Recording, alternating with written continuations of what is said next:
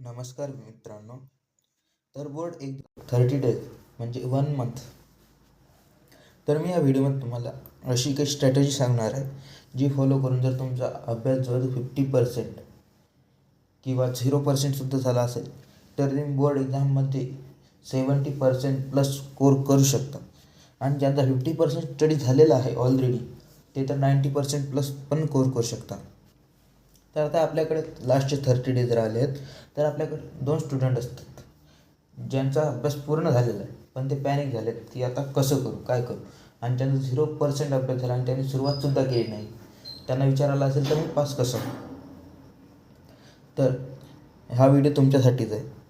तर या व्हिडिओमध्ये मी तुम्हाला लास्ट 30 डेजचा फुल रोडमॅप सांगणार आहे, जिथं आता आपली वेळ गेली आहे स्टडी हार्डली करायची, म्हणजे textbook line to line read करायची. आपल्याला स्मार्टली जर सिलेबस कवर करायचा आणि अभ्यास करायचा. तर सुरुवातीला आपण रोडमॅपचा ओव्हरव्ह्यू बघूया. तर यामध्ये आपल्याकडे टोटल 4 वीक्स राहतील. जानेवारी 1 to 7, ज्यामध्ये आपल्याला हाय वेटेज चॅप्टर जे आहे ते लगभग कंप्लीट करायचे आहे, ते पण PYQ सोबत. त्यानंतर वीक 2 मध्ये डेरिव्हेशन, रिॲक्शन हे जे आहे आपल्याला तोंडपाठ करायचे आहे, त्याच्यावरची हाय फोकस करायचा आहे. त्यानंतर वीक 3 मध्ये last 2 to 3 years previous year question paper जे आपल्याला सॉल्व्ह करायचे. आणि ॲट द लास्ट वीक 4 मध्ये आपल्या लँग्वेजचा पेपर राहील, त्याची रिव्हिजन करायची. त्यानंतर येणारे जे पेपर राहतील त्याचे पण प्रिपरेशन करायचे. तर हा तर झाला ओव्हरऑल शेड्यूल. पण आता आपण याच्या डीपमध्ये अभ्यास करूया, म्हणजे सब्जेक्ट वाईज स्ट्रॅटेजी बघूया आपण कसा अभ्यास करायचा.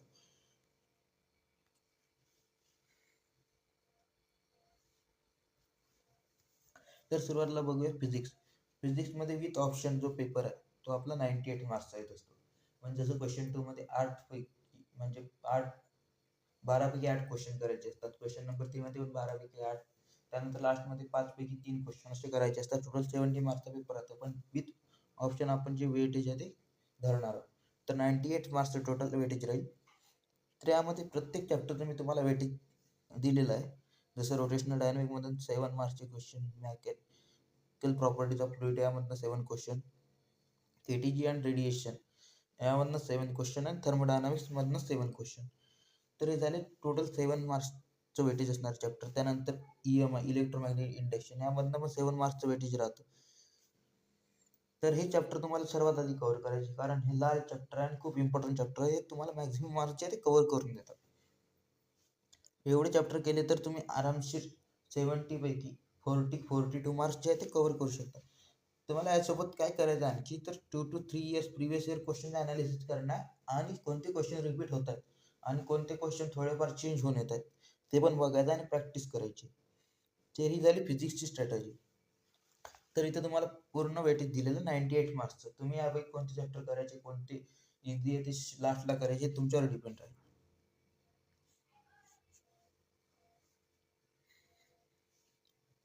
त्यानंतर बोलूया केमिस्ट्रीबद्दल.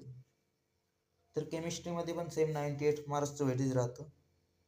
आणि केमिस्ट्रीमध्ये इम्पॉर्टंट चॅप्टर म्हटले म्हणजे थर्मोडायनामिक्स, इलेक्ट्रोकेमिस्ट्री, त्यानंतर elements of group number 16 to 17 and 18, त्यानंतर inner transition element, coordinate compounds, halogen derivative, aldehyde, ketones and carboxylic acid.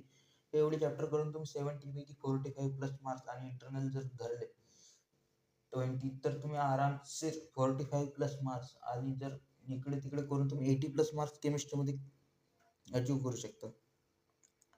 तर हे झाले केमिस्ट्रीचे चॅप्टर. यामध्ये पण तुम्हाला 2 to 3 years previous question paper analysis करून सॉल्व्ह करायचे.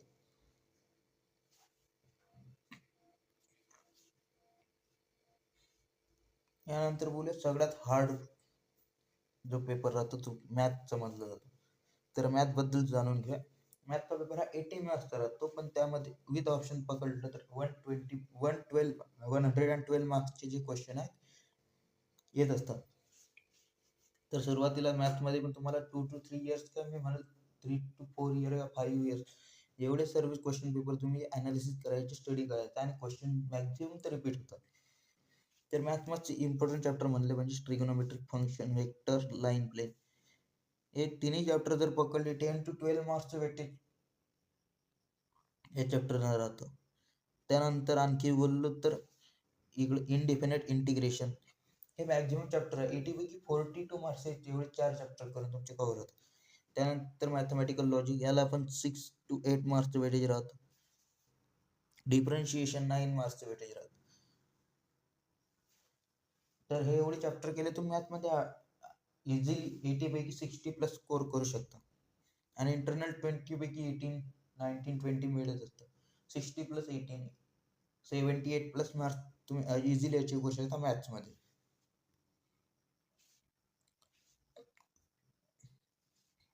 त्यानंतर आता बोलूया बायोलॉजीबद्दल. बायोलॉजीमध्ये पण सेम 98 मार्क्सचा पेपर येत असतो विथ ऑप्शन.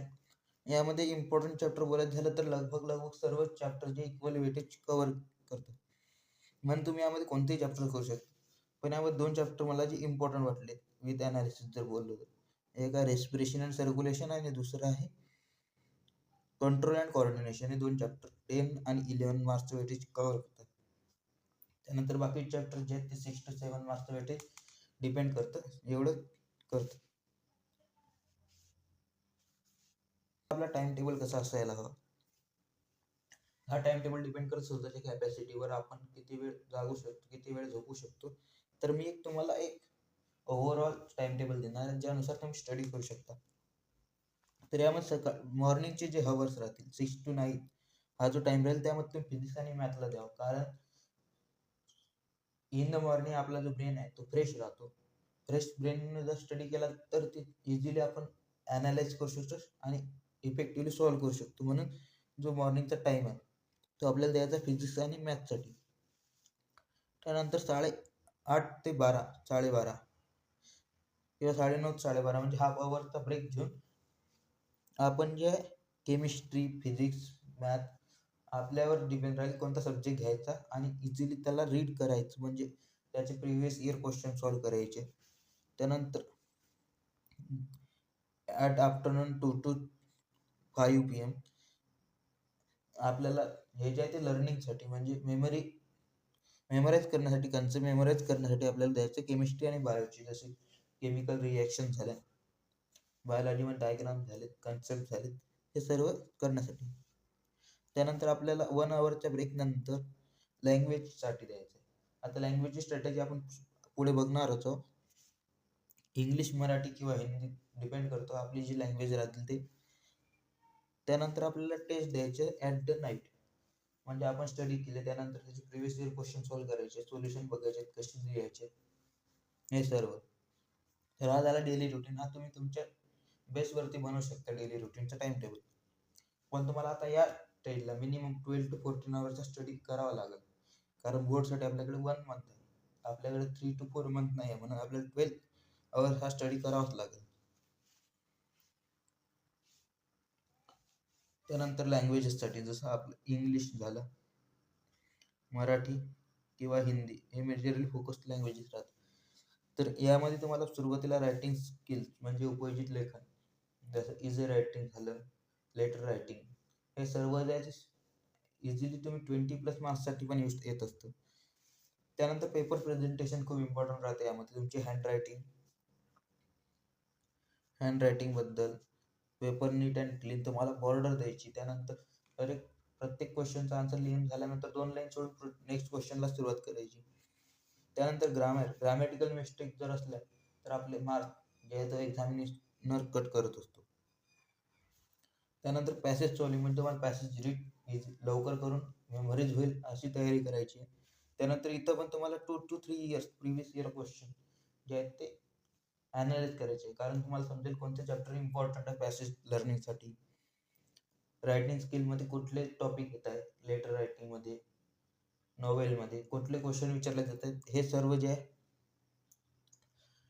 ते तुम्ही स्टडी करू शकता इझिली लँग्वेजेससाठी.